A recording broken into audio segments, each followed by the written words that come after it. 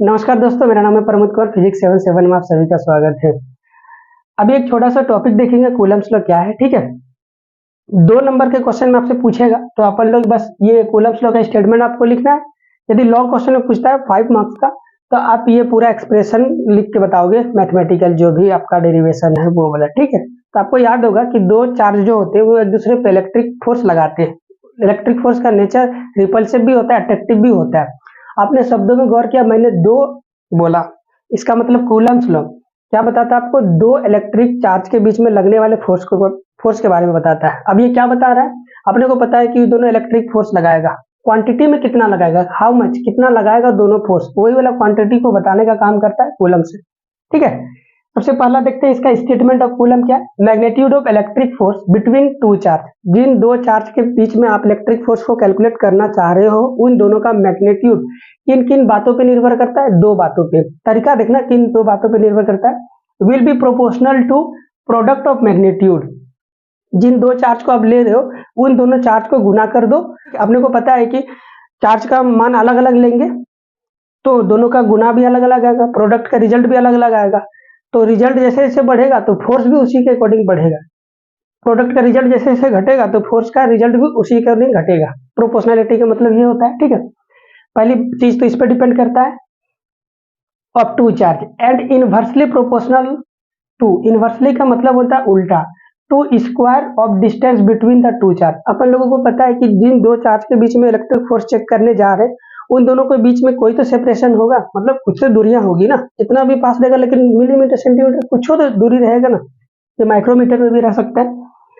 तो वो वाला दूरी के बीच का इनवर्सली प्रोपोर्शनल होता है, लेकिन सीधा सीधा नहीं, उन दोनों के बीच का स्क्वायर, डिस्टेंस के स्क्वायर का इनवर्सली प्रोपोर्शनल होता है। ठीक है, तो 2 चीजों पे डिपेंड करता है। इसका क्या मतलब हो गया? इनवर्सली का मतलब होता है एक चीज को बढ़ाओगे तो दूसरी वाली चीज घटेगी।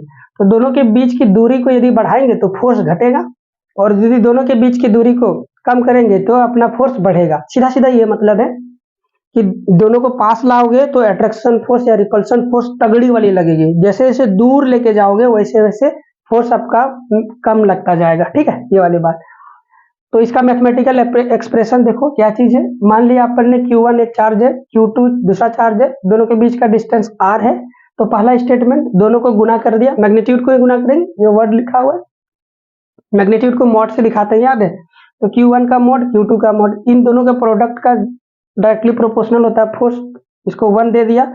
फिर दूसरा बार मैग्नीट्यूड फोर्स का लिया तो वो इनवर्सली प्रोपोर्शनल होता है डिस्टेंस का। डिस्टेंस का स्क्वायर कर दोगे तो वैसे भी वो पॉजिटिव है, तो मोड लगाने की जरूरत नहीं है, और डिस्टेंस अपन लोग जानते भी हैं कि पॉजिटिव होता है। तो इन दोनों को अपन ने कंबाइन कर दिया। इनवर्सली लिखने का तरीका यही होता है, 1 अपॉन समथिंग करके लिखोगे तो इनवर्सली आ जाएगा। ठीक है, इन दोनों को कंबाइन कर लिया फ्रॉम 1 एंड 2 से, इन दोनों को, तो प्रोडक्ट वाली ऊपर, डिवीजन वाली नीचे। ठीक है, ये बन गया। अब प्रोपोर्शनलिटी साइन को हटाया तो क्या मिल गया आपने? जो कांस्टेंट के Q1 Q2 अपन R स्क्वायर। के क्या है? ये पूरा डायलॉग आपको लिखना है, के बारे में इंफॉर्मेशन। कूलम कांस्टेंट बोलते हैं इसको। के का जो मान होता है 1/4 पाई एप्सिलॉन होता है। इसके साथ में ये यूनिट आपको लिखना बहुत जरूरी है, न्यूटन मीटर स्क्वायर पर कूलम स्क्वायर। यहाँ पे एप्सिलॉन एक और, पाई को तो आप जानते हो 4 तो नंबर है। ये क्या चीज है? इसको बोलते हैं इलेक्ट्रिक परमिटिविटी ऑफ मीडियम।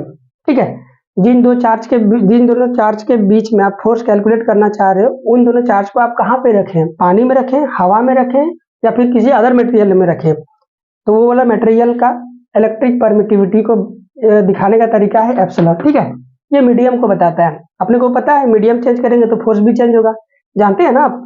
पानी को क्या, बाल्टी को क्या करो, हवा में उठाओगे तो ज्यादा भारी, जैसे ही पानी में डुबा दोगे फिर उठाओगे तो कम भारी लगता है। तो मतलब हवा से पानी में मीडियम चेंज हो गया तो फोर्स का मैग्नीट्यूड भी चेंज हो गया। इसीलिए मीडियम को समझना, कंसीडर करना बहुत जरूरी है। तो मीडियम को कौन बता रहा है? एप्सिलॉन बताता है। ठीक है, तो एप्सिलॉन का मान होता है epsilon naught, epsilon r. Epsilon naught को अपन लोग स्टैंडर्ड बोलते हैं, जिसको एयर मानते हैं। तो यहाँ पे अपन ने नहीं लिखा, आपको उतना लिखना भी नहीं है। तो जब सारी एप्सिलॉन का मान यहाँ रखोगे तो के का मान आ जाएगा 1/4 pi epsilon naught into epsilon r. अब इस के मान को यहाँ रख दोगे तो आपसे वापस बन जाएगा ये वाला फॉर्मूला, के का मान 1/4 pi epsilon naught epsilon r, r square चलता आ रहा तो ऊपर में Q1 Q2 आ गया। फाइनल रिजल्ट आपका ये है। ठीक है, तो इतना छोटा सा कंसेप्ट था। आई होप आपको पूरी कंसेप्ट समझाने में मैं सक्षम हो गया। तो गाइज मिलते हैं नेक्स्ट वीडियो में। Till then goodbye, bye bye, आपका दिन शुभ हो। Thank you so much.